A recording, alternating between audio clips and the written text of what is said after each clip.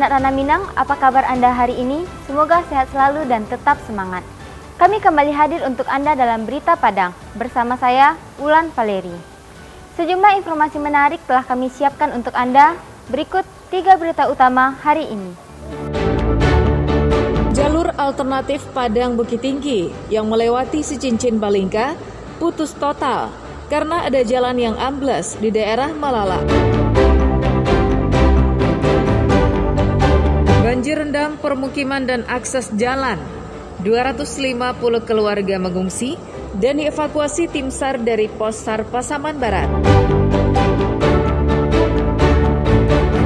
Payakumbuh Kreatif Festival, ajang pelestarian budaya baju Kuruang Basiba.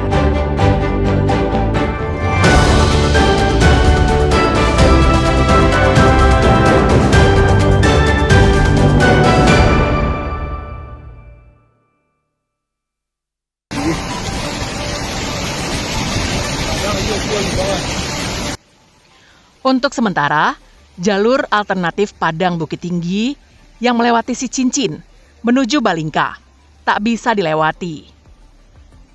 Pasalnya, jalan itu ambles di daerah Malala.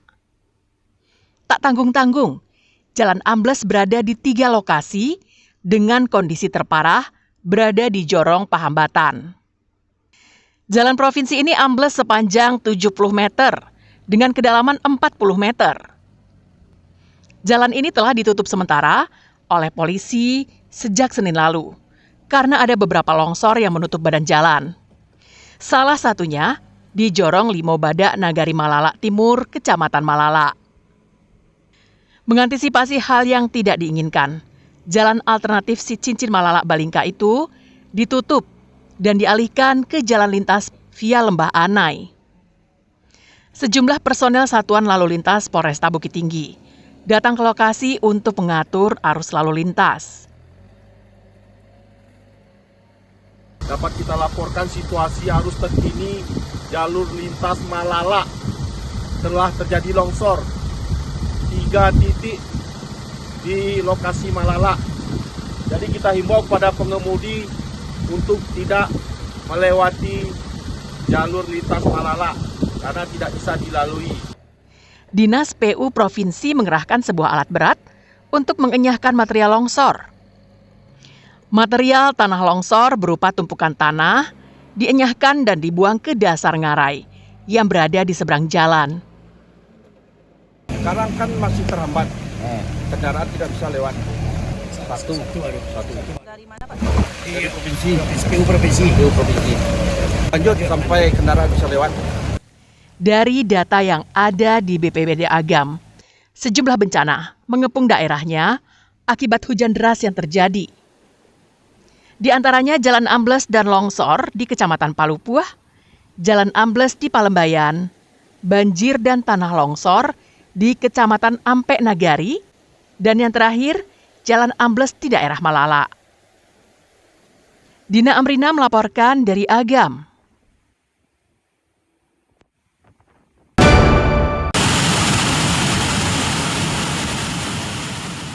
Usai terjadinya bencana banjir pada Selasa lalu, beberapa fasilitas mengalami kerusakan.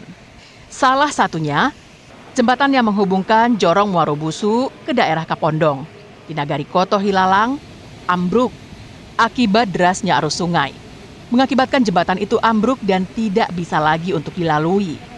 Putusnya jembatan ini juga mengakibatkan sebanyak lebih dari 50 keluarga terisolasi untuk sementara waktu. Petugas BPBD Kabupaten Solok kemudian mengungsikan mereka ke lokasi yang lebih aman.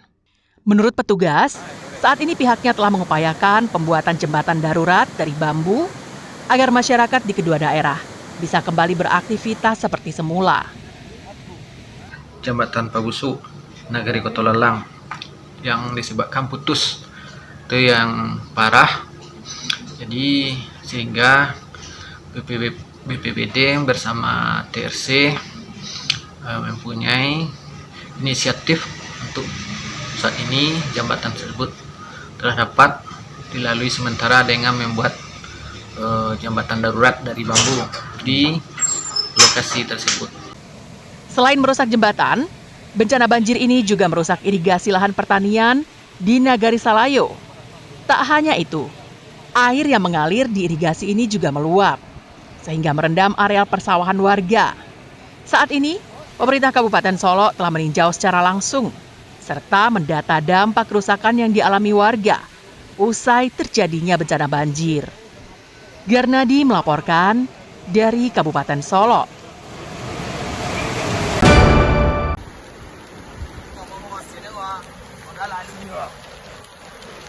Jalan penghubung kecamatan, kabupaten, dan provinsi yang melewati Talamau di Pasaman Barat ditimpa tanah longsor pada Selasa sore. Akibatnya, jalan yang baru dibangun itu ambles sedalam 2 meter dengan panjang sekitar 30 meter. Selain itu, jalan juga tertimbun material longsor. Longsor terjadi di Rimbo Kejahatan, Nagari Kajai, Kecamatan Talamau, Pasaman Barat.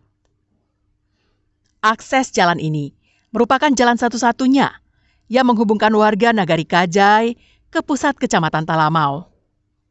Selain itu juga merupakan penghubung antar Kabupaten Pasaman Barat dengan Kabupaten Pasaman, serta menjadi jalan penghubung Sumatera Barat dengan Sumatera Utara. Untuk kondisi sendiri untuk jalan saat ini memang tidak bisa dilalui oleh kendaraan karena seluruh badan jalan itu amblas. Jadi untuk sementara waktu kepada seluruh pengendara memang kami himbau untuk mencari jalur alternatif lain. Hingga kini, hujan masih terus mengguyur Kecamatan Talamau. Warga diminta ekstra hati-hati jika melewati jalur ini di musim penghujan. Pasalnya, Rimbo Kejahatan dan Rimbo Talu rawan longsor. Akibat jalan terban ini, warga Pasaman Barat yang ingin bepergian ke Pasaman harus melewati jalan lain yang menambah jarak tempuh lebih dari 100 km. Safatul Ulum melaporkan dari Pasaman Barat.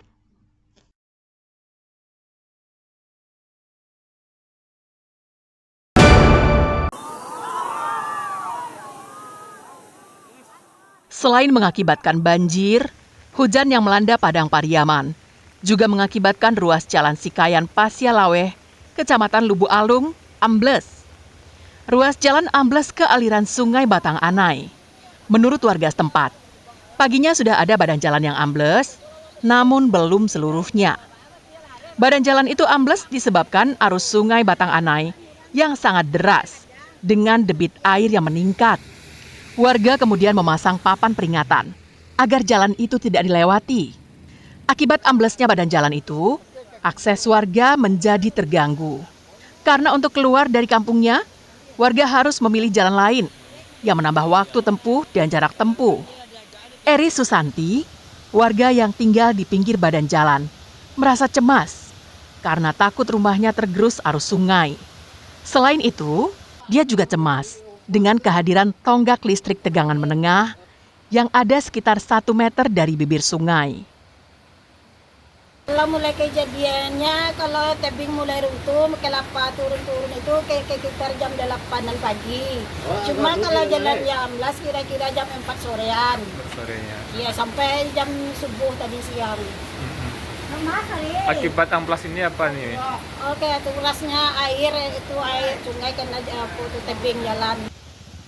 Selain di Sikayan Lubu Alung, badan jalan ambles juga terjadi di jalan utama menuju Mapores Padang Pariaman.